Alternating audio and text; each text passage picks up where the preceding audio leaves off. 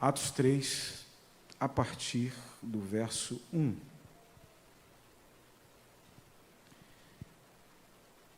E Pedro e João subiam juntos ao templo à hora da oração, a nona. E era trazido um homem que desde o ventre de sua mãe era coxo, o qual todos os dias punham à porta do templo chamada Formosa, para pedir esmolas aos que estavam no templo.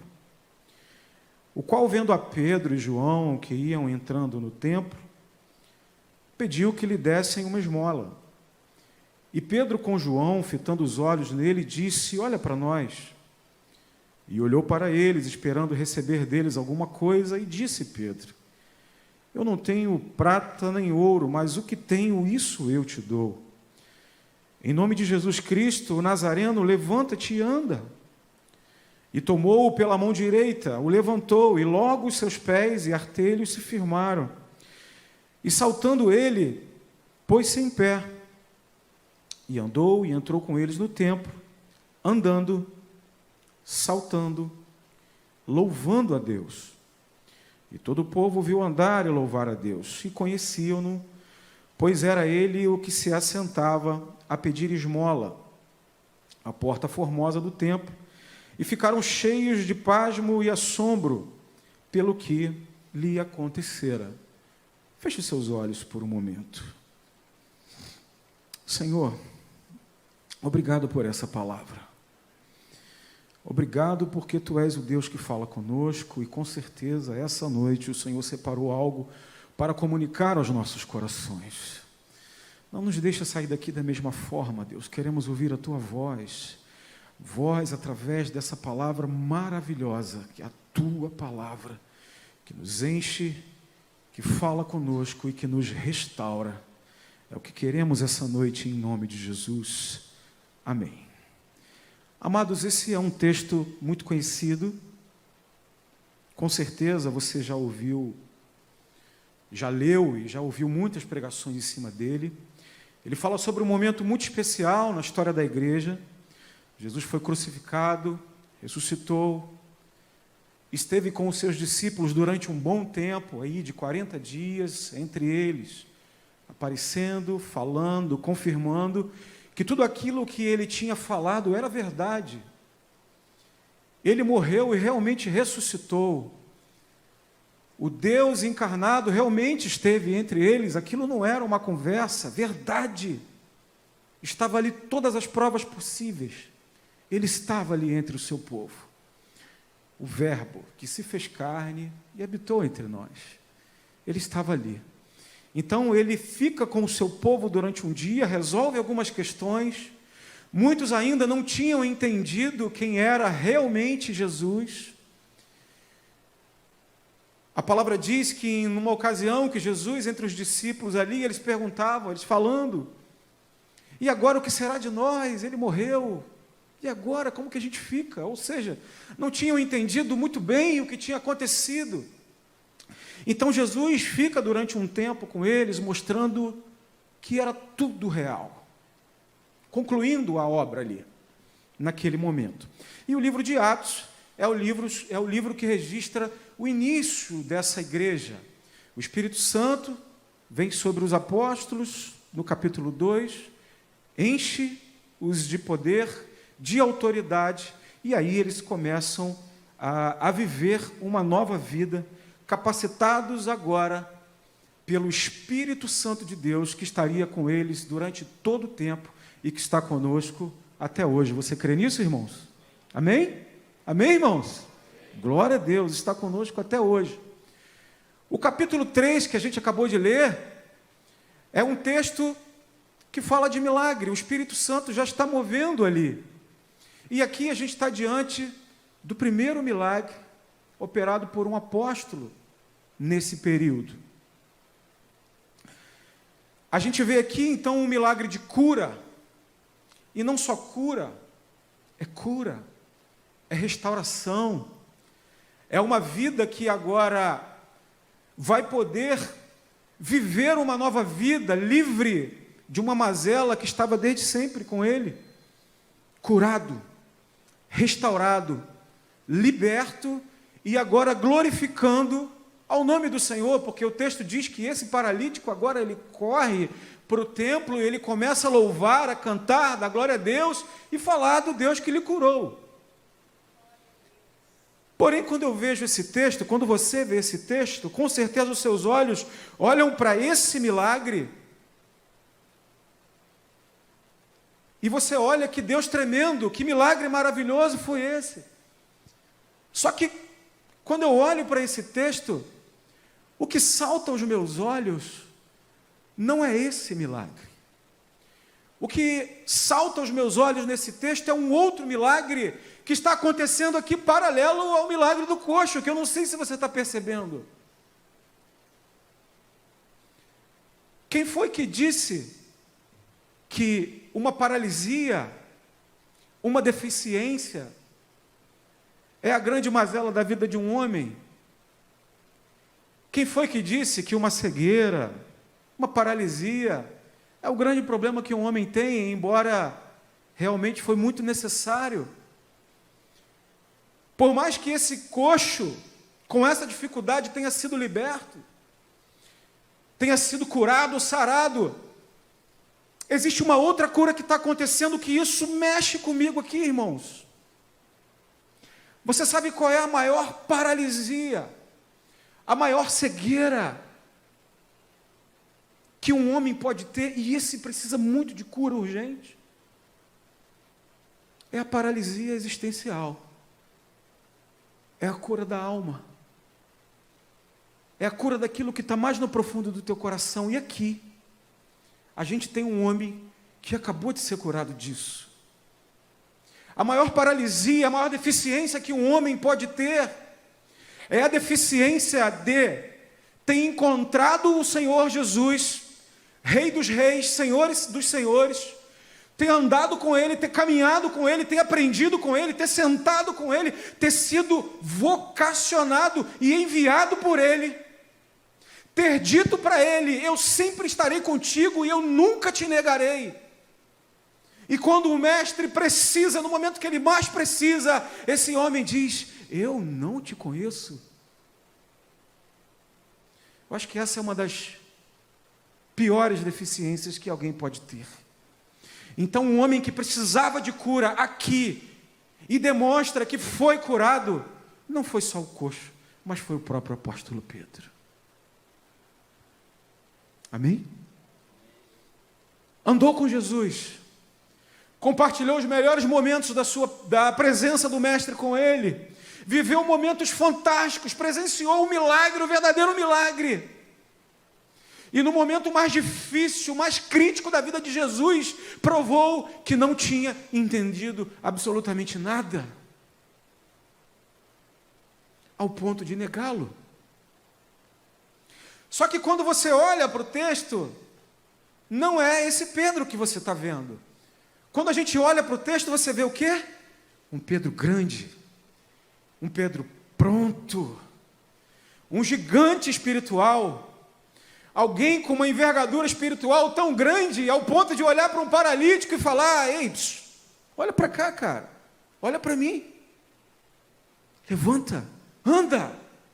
Irmãos, você tem a noção do gigante que Pedro está sendo aqui? Imagina você se hoje entra alguém aqui e faz o que esse homem fez. Ele chega para um paralítico e manda andar, ou chega para um cego e diz: eu quero que você enxergue, põe a mão sobre ele, e ele começa a enxergar. Ali fora teria uma fila de gente fazendo voltas no quarteirão, tomando todas as ruas, e indo para outros bairros de tanta gente. Porque esse é o efeito natural do milagre. São pessoas olhar e falar: eu também quero isso. Então Pedro está promovendo isso aqui. Ele está num estágio de uma maturidade espiritual tão grande que o Espírito está fluindo dele.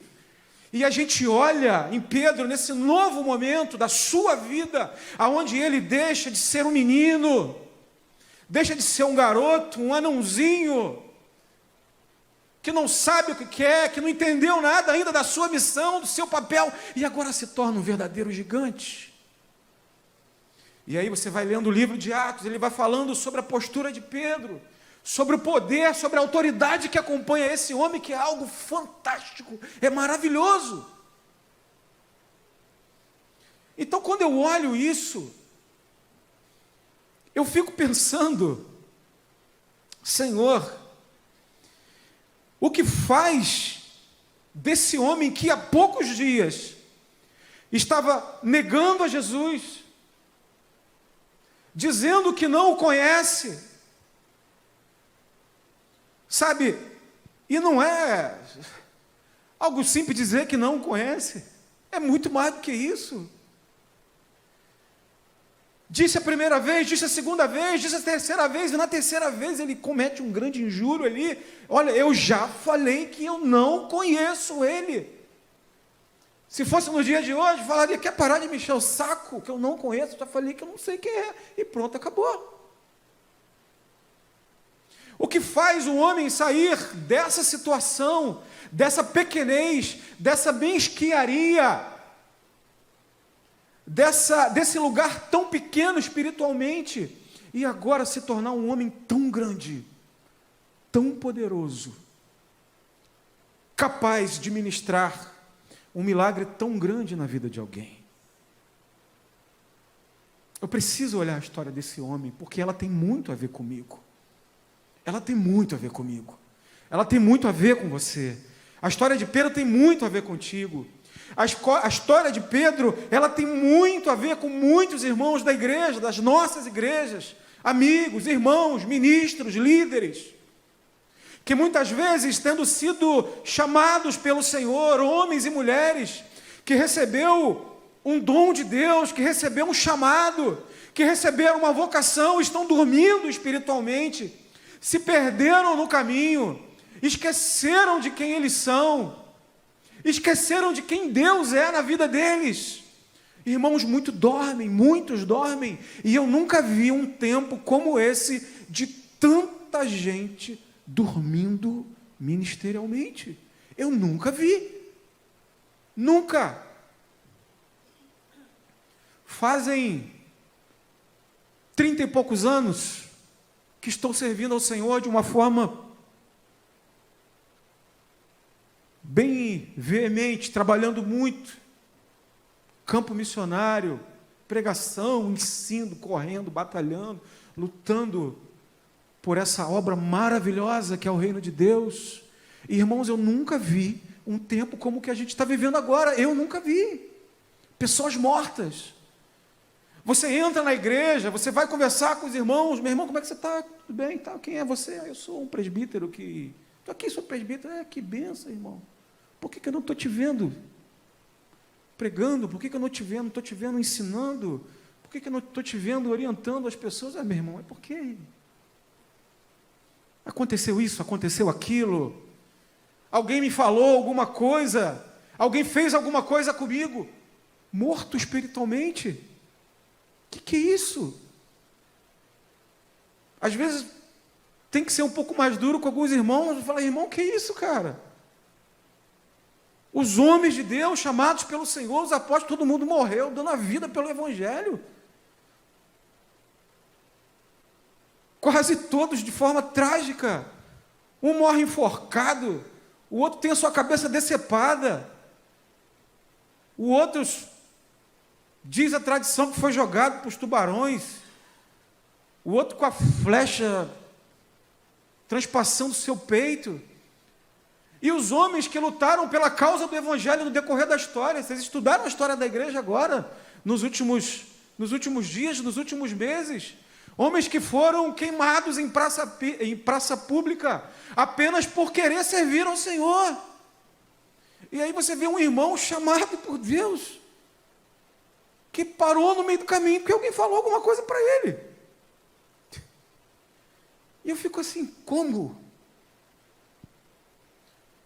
De um outro lado, vejo pessoas paralisadas espiritualmente, porque estão esperando mais algum tipo de milagre acontecer para começar a desempenhar a sua função. Você conversa com as pessoas, irmão, como é que você está? Tudo bem? Trabalhando para o Senhor? Firme, irmão. Estou esperando uma promessa. Deus me fez uma promessa. Promessa de quê, irmão? Olha, meu coração arde por missões. Missões, que lindo. O meu também. Amo missões. E o que você está fazendo? Não estou fazendo ainda, porque eu estou esperando, porque Deus me chamou para ir para a China. Para a China, irmão. Que bênção. Esse povo precisa ouvir a palavra de Deus. E quando que você vai? Eu não sei ainda, porque eu estou aguardando. Glória a Deus. Mas o que você está fazendo agora? Não, eu estou esperando, porque quando aparecer a oportunidade, eu vou lá pregar o evangelho. Mas por que você não está pregando hoje? Ah, porque a promessa não se cumpriu, irmão. Que promessa? Anunciar o evangelho é para hoje, é para qualquer lugar, é para qualquer momento. E as pessoas ficam criando empecilho, dificultando as coisas, irmão. Prega hoje. Prega onde você está, no lugar que você está, onde você estiver. E se Deus tem um chamado para a tua vida, para ir para algum lugar específico, Ele vai providenciar e Ele vai te levar. E eu creio que aqui tem missionários, amém, irmãos? E se Deus te deu uma promessa, Ele vai cumprir, irmão. Nosso Deus não tem conversa mole, não. Mas a missão já começa hoje. Seja um missionário onde está. Ah, eu sou um pastor, fui chamado para ser pastor. Glória a Deus, irmão. Glória a Deus, tem um chamado para ser pastor. Sou, que bênção. Você está pastoreando quem? Não, eu não estou pastoreando ainda, porque eu estou esperando a igreja me consagrar, me oficializar. Não, mas peraí, mas tu não é pastor? Eu sou. Mas por que você não está pastoreando? Porque falta a igreja me consagrar, mas consagrar o quê, cara? Primeiro você é. A igreja só te reconhece. A igreja te reconhece, oficializa, te envia. A igreja faz tudo isso. Mas o que você é se manifesta todo dia. Tu é um pastor, começa a pregar na tua casa. Foi chamado para isso? Está pregando em casa? Prega em casa. Prega para o filho, prega para a mulher, prega na escola, prega no trabalho, prega em todo canto, pastoreia gente, cuida de gente. O que é um pastor? Pastor é quem cuida de ovelha. Cuida, orienta, tira o carrapicho. É isso que um pastor faz. Você foi chamado, começa a fazer isso em casa. Porque você fazendo isso, as pessoas vão olhar para você. E isso vai tomar uma proporção grande. E você vai começar a cuidar de gente, vai começar a cuidar de gente, vai começar a cuidar de gente. Isso vai tomar uma proporção que nem você vai conseguir dar conta. E em algum momento, isso vai ter que ser apenas reconhecido, oficializado. Vai ter um corpo, vai ser dado um norte para a tua vida. Mas aquilo que você é, isso é manifestado hoje aonde você está. Amém, irmãos? Não estou dizendo aqui que é para tu abrir uma igreja, não. Não, o pastor vai chamar minha atenção daqui a pouco. Eu estou dizendo que o que você é, ele se manifesta. Tu é um missionário, teu coração vai pulsar por missão o tempo inteiro, ao ponto de você não conseguir ficar um dia sem pensar em alcançar alguém. Tem um chamado pastoral, aquilo está ardendo no coração, não vai conseguir ficar um dia sem cuidar de gente, sem orientar pessoas, sem sentar com pessoas, ensinar a palavra, orientar, seguir, caminhar, discipular. Mas as pessoas estão esperando um tempo, um momento, alguma coisa acontecer para que um dia venha cumprir aquilo que Deus chamou. Um dia vai chegar aonde proporções vão ser tomadas. Vai chegar um dia onde Deus vai te levar para lugares específicos. Mas hoje é o dia de você fazer o que Deus chamou, aonde você está. Amém, irmãos? Então as pessoas estão perdidas, sem orientação, sem saber para onde vir, mortas. E gente com potencial. Gente com potencial. Gente que você olha assim, caramba, quanto talento perdido, quanto tempo perdido, deficiente, precisando de cura, precisando de libertação, dentro da igreja. Pessoas que poderiam estar fluindo no Espírito Santo, que podiam estar ajudando a sua igreja, que podiam estar colaborando com a sua igreja. Tem tanta obra para fazer, tanta coisa para acontecer, tantos ministérios. E a pessoa morta. Eu oro a Deus, irmãos, para que Ele incomode o seu povo e abra seus olhos, restaure a vida do seu povo que está perdido. Eu estou falando aqui sobre restauração de homens e mulheres de Deus que estão perdidos dentro das igrejas, que precisam ouvir a voz de Deus falar: filho, filha, eu não te chamei, cadê você? Cadê a pessoa que lá atrás se entregou, que disse que andaria, que disse que faria, que disse que estaria comigo? Pregando, cantando, louvando, ministrando, ensinando, cadê você? Deus quer nos restaurar, amém, irmãos? Amém, irmãos?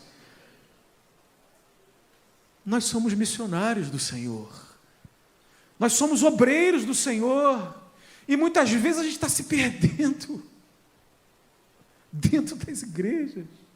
O que você está esperando para fluir aquilo que Deus te deu, que está aí dentro? Está faltando o quê? Está faltando o quê, irmãos? Então Pedro é esse homem que Deus chama, que Deus ensina, explica, dá a missão, fala: cara, eu vou fazer isso aqui contigo, é isso aqui que eu vou fazer. Está tudo muito claro, tem alguma dúvida? Não, é simples. Você vai conduzir o povo, bicho. Você, é isso que eu quero de você. Tudo certo? Tudo certo. Mas se perde, acabou. Esse é o Pedro que nós estamos falando aqui. E isso tem tudo, absolutamente tudo a ver com a gente.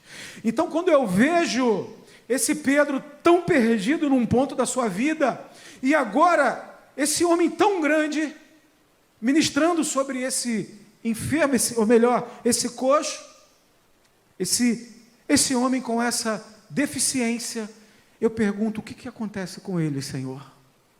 O que aconteceu com esse homem? Qual foi o processo?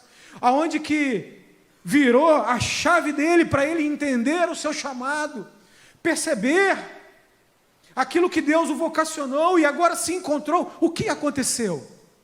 E aí eu começo a olhar para a vida de Pedro e perceber ainda mais coisas que têm tudo, absolutamente tudo, a ver comigo e com você. Eu saio um pouquinho do texto, mas eu já volto. Você deve lembrar das fases, algumas fases que Pedro viveu. Pedro é aquele homem que se encontra com o Senhor Jesus a partir de uma certa dificuldade do momento. Pedro, ele está no momento ali de pescaria, tenta a noite inteira e não consegue. Ele não consegue, não pescou nada, está frustrado pelo momento.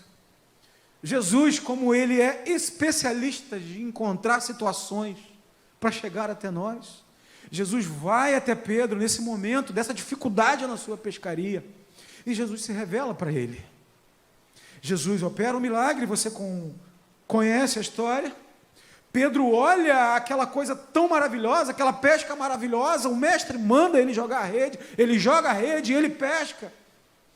E aí Pedro olha para aquilo tudo e fala: meu Deus, Senhor, ele se dobra diante do Senhor Jesus e fala: Senhor, eu não sou digno.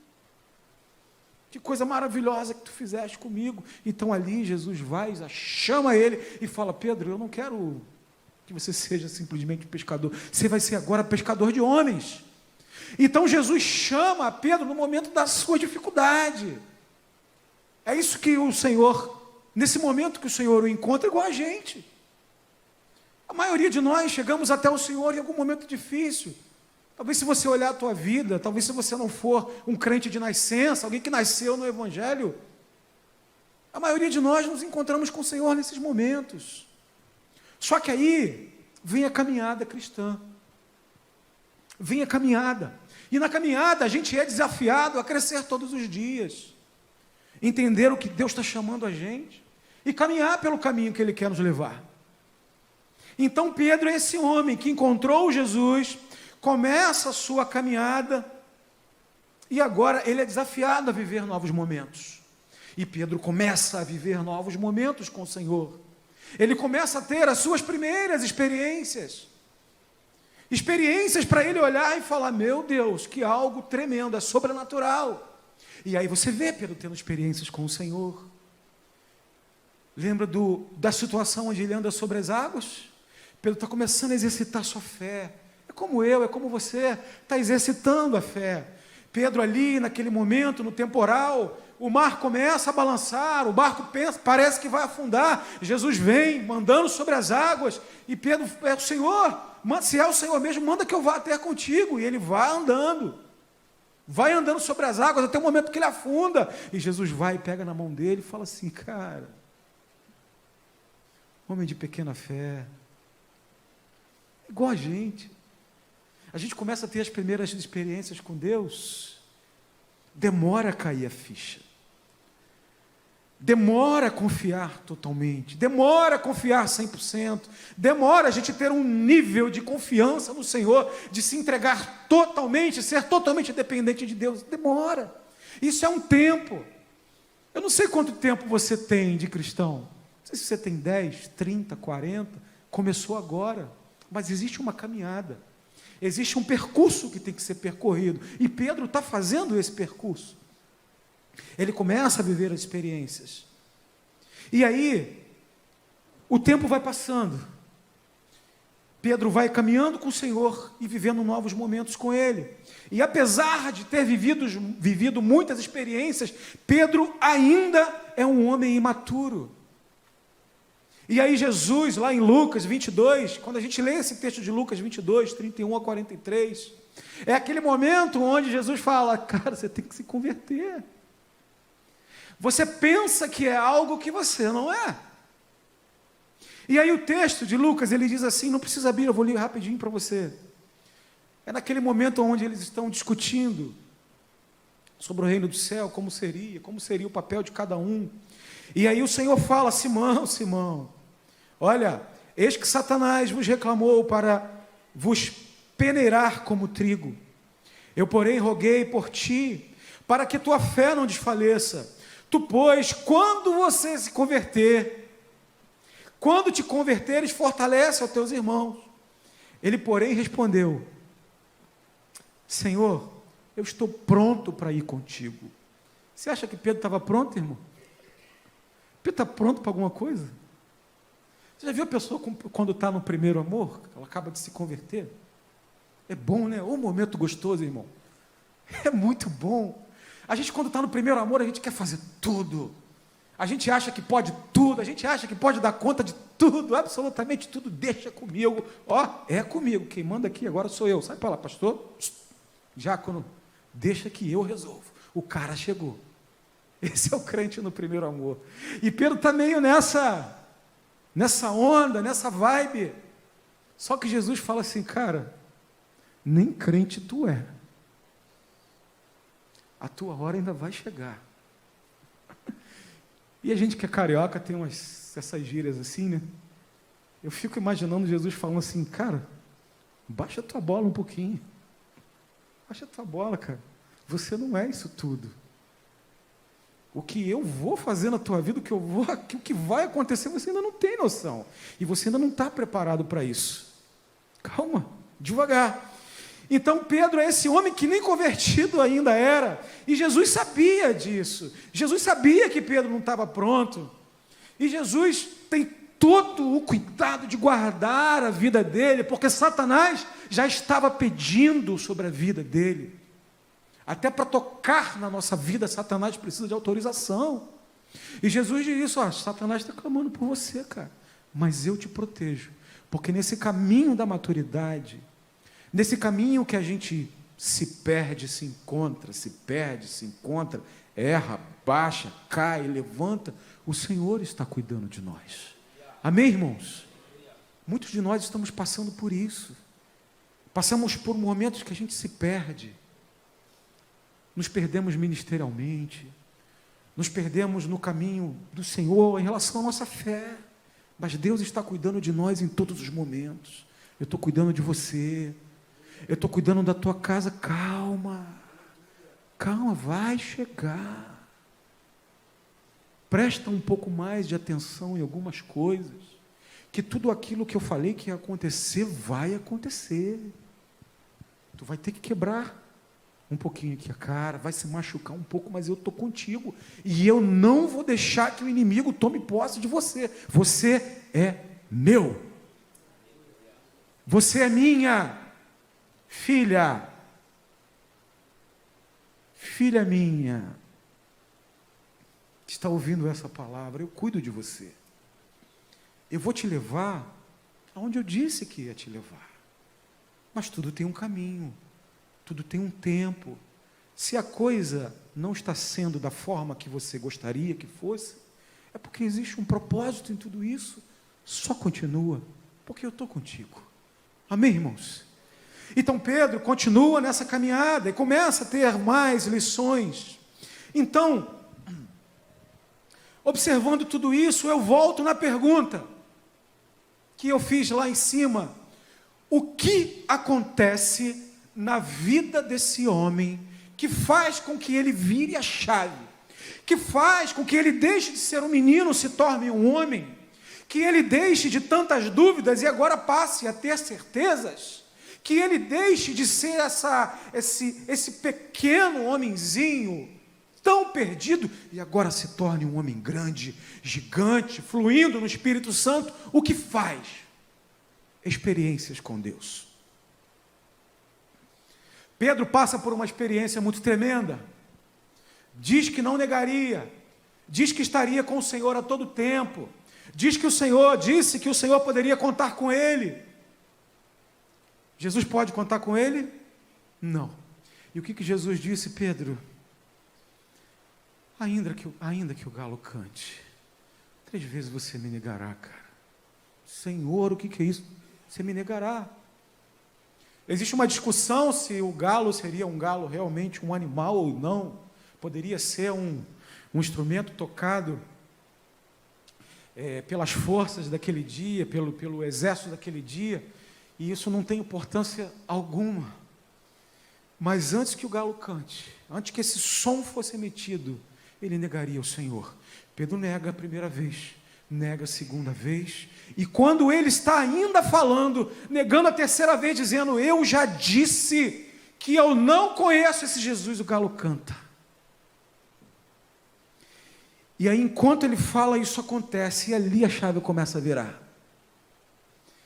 Porque aquilo que o Senhor falou, ele está vendo agora na prática na vida dele.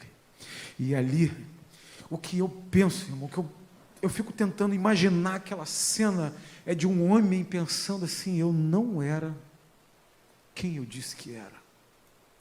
Eu não sou quem eu achei que eu fosse. Mas ele já me conhecia antes de mim mesmo, e disse que isso ia acontecer, e agora eu estou passando por esse momento por culpa minha, e ele já tinha me alertado. E o texto diz que Pedro, então, agora ele começa a entrar num pranto, num momento de amargura, triste, amargurado. Decepcionou o seu próprio mestre, aquele que confiou nele, aquele que comissionou esse homem, foi negado. E ele começa a entrar agora num processo de muita tristeza e amargura. Pedro está triste, amargurado. E o texto diz que quando o Senhor vai passando, ele olha para o Senhor. O Senhor Jesus olha para Pedro. Imagine o olhar de culpa. A tristeza da culpa desse homem. Não sei se você já viveu isso, de ter cometido um erro tão grande, que você, quando está de frente das pessoas, a tua moral está tão baixa, que você não tem coragem de olhar nos olhos das pessoas. E Jesus olha no olhar de Pedro, ele tendo negado pela terceira vez. E Pedro ali, ele cai de prantos, triste, amargurado, perplexo, daquilo que ele realmente fez. Isso começa a virar uma chave dentro de Pedro, que ele começa a perceber que ele precisa crescer. Ele não pode ser mais esse menino sem estabilidade, sem estrutura, sem certeza de quem ele realmente é. negando tudo aquilo que ele disse que ia fazer. Então ele começa a virar. E agora vem um segundo momento. Jesus é crucificado, ressuscita e manda avisar. Ele está indo até os discípulos. Quem Jesus procura, irmãos? A Pedro. Manda avisar a Pedro. E Jesus vai ao encontro deles, dos discípulos, para falar com Pedro. E aí você conhece muito bem a história. Jesus vai até os discípulos, prepara todo o ambiente, ele vai ali para aquele lugar que era um lugar comum entre eles, prepara o pão, prepara o peixe, grita aos discípulos que estão pescando, e aí, tem alguma coisa para comer? E eles dizem, não tem. Não está pescando nada, joga a rede para cá. Eles jogam a rede e pescam. E aí eles começam a assimilar as coisas. Espera aí. Joga a rede. Pesca. Espera aí. Eu acho que eu conheço essa figura. Então eles voltam, se encontram com Jesus. Jesus com tudo preparado, tudo preparadinho. Pão, peixe, tudo certinho. E ali há o grande encontro do Senhor Jesus com seus discípulos. E aí uma conversa que é uma conversa maravilhosa. Jesus e Pedro. Aquele homem, imagina um homem que traiu alguém, agora olhando nos olhos daquele que ele traiu, daquele que ele magoou, daquele que ele mentiu, daquele que ele feriu. E o Senhor troca essa ideia com Pedro e pergunta a ele, Pedro,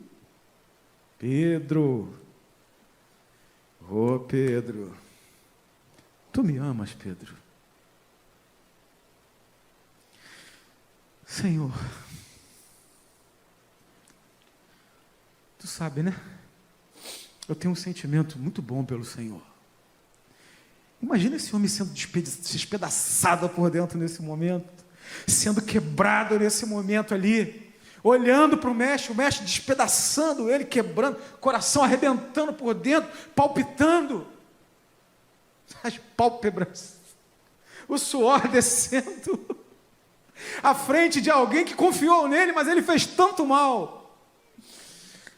Tu me amas? Tu sabes que eu tenho um sentimento pelo Senhor.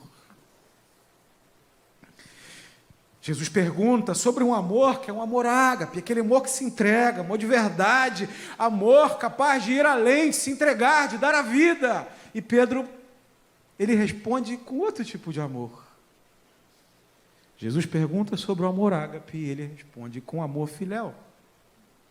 O Senhor sabe que eu tenho um sentimento pelo Senhor. Jesus pergunta de novo, Pedro, tu me amas, Pedro? Senhor, tu sabe que eu tenho um sentimento bom pelo Senhor, tu sabe. E aí vai rachando por dentro. E Jesus fala pela primeira vez, tu me amas? Apacenta minhas ovelhas. Jesus pergunta pela segunda vez, tu me amas? Apacenta as minhas ovelhas, Pedro. E Jesus pergunta pela terceira vez, da forma que Deus estava falando, da forma que Pedro estava falando. Pedro, tu tens algum sentimento por mim realmente? Tens certeza? E Pedro diz, Senhor, tu sabes de todas as coisas. Eu imagino uma conversa assim, tu sabe quem eu sou, tu sabes quais são os meus vacilos, tu sabes naquilo que eu tenho errado, tu sabes naquilo que eu errei, naquilo que eu vacilei contigo, tu sabes por que eu disse não, tu sabes de tudo, tu sabes quem eu sou, eu não sabia quem eu era, mas o Senhor sabia, o Senhor sabia de tudo, eu não me conhecia, mas o Senhor me conhecia, o Senhor sabia exatamente aonde eu ia errar, aonde exatamente eu ia vacilar. Eu não tinha noção, mas agora eu estou vendo que tudo que o Senhor falou era verdade. Então, Pedro, apacenta minhas ovelhas, Pedro. Irmãos, vou dizer uma coisa para vocês. O Jesus que muitas vezes é traído por nós e é negado por nós, Ele é o mesmo que nos restaura. Ele é o mesmo que nos perdoa. Ele é o mesmo que nos levanta, irmãos. É esse Deus. Então não importa o que eu fiz, não importa o que aconteceu, o que ficou lá atrás, deixa lá atrás. Às vezes que fomos pequenos com o Senhor, que a gente não entendeu o que Ele queria fazer na nossa vida. E muitas vezes dissemos, não, deixa isso lá atrás. Mas em nome de Jesus, entenda, o Senhor te restaura essa noite. Restaura, renova, e diz para você, apacenta as minhas ovelhas, ou seja, continua a tua caminhada, porque eu estou contigo. O que está faltando? Perdão, eu te perdoo. Amém, irmãos? Esse é o Deus que nós servimos, nos encontra, vai até a gente está meio perdido, Ele vai, nos encontra, prepara o cenário perfeito, prepara o momento perfeito, tudo aquilo que a gente precisa, Ele prepara, para que Ele venha até nós e a gente ouça a sua voz dizendo, filho meu, eu te lembro de tudo que te falei, não se preocupe, não é isso? Ele cuida de nós, irmãos. E se Ele nos chamou, nos vocacionou, nos enviou, independente do momento da nossa vida, do que aconteceu, Ele cuida de nós. E para nós que fomos chamados pelo Senhor, para que a gente tenha autoridade, para que a gente tenha poder no Espírito de Deus para fazer aquilo que fomos chamados, muitas vezes a gente precisa ser restaurados pelo Senhor. Deixa Ele te restaurar, cuidar de você, cuidar das suas feridas, deixa para trás o que passou em nome de Jesus e começa a partir de agora uma nova caminhada, um novo homem, uma nova mulher, transformados, restaurados pelo poder de Deus. Glória a Deus. Volto para o texto, Atos capítulo 3, o que temos ali? Temos ali a figura desse homem, que passou por todos os processos, desde a sua conversão, experiências, caiu, levantou, aprendeu de Deus, foi perdoado e agora ele começa a fluir no Espírito Santo. O milagre que Pedro participa ali é o primeiro milagre desse período. Milagre feito por um apóstolo, pelo poder do Espírito de Deus. Aquele coxo, ele ia até o templo, a porta do templo, porque isso era comum do templo ali, daquele tempo. Era uma tradição já, em que pessoas que tinham deficiências, elas estavam meio à margem da sociedade, então elas iam por ali, porque as pessoas que iam até o templo já levavam a sua oferta, e essa oferta já era separada para essas pessoas. Era comum. Ele não estava esperando milagre, ele estava esperando uma oferta. Só que quando um homem e uma mulher de Deus, cheios do Espírito Santo, vocacionados, entendendo quem é, entendendo o seu papel, entendendo o seu chamado, quando essa pessoa chega perto de alguém que está precisando, não importa o momento, não importa o que ela tem, o que é de mais importante está dentro dela, e isso flui. Então Pedro chega para aquele homem, junto com João, e fala uma coisa que me arrepia. Olha para mim, olha para nós. Você já parou para pensar quão grande é isso, essa palavra? Imagina você pedindo para alguém olhar para você, porque ela vai ver em você, ou a partir de você vai fluir algo que vai resolver todos os problemas daquela pessoa. Isso é coisa de gente muito madura, isso não é para qualquer um, não. tem que ter muita convicção de quem realmente é e do Deus que serve. Então Pedro agora ele é esse homem e ele diz: olha para mim, levanta a tua cabeça, dentro de mim existe a solução para todos os seus problemas. Você quer dinheiro? Dinheiro eu não tenho. Você quer esmola? Esmola eu não tenho. Mas eu tenho para você, meu amigo, algo que vai resolver a tua vida. E a partir de hoje você vai renascer. Eu não tenho prata, eu não tenho ouro, mas tudo que tenho eu te dou. Em nome de Jesus. Levanta e anda. Glória a Deus. Cura, libertação, restauração. Mas que para isso ter acontecido, precisou que alguém também passasse por isso. Muitos dizem: não, Pedro se tornou um homem poderoso quando o Espírito de Deus desceu por ele. Nada disso. Não. Ele começa a se levantar com autoridade, a chave vira nele, quando ele passa pela experiência de ver o mestre sendo negado. E quando Jesus o perdoa das mazelas que ele cometeu.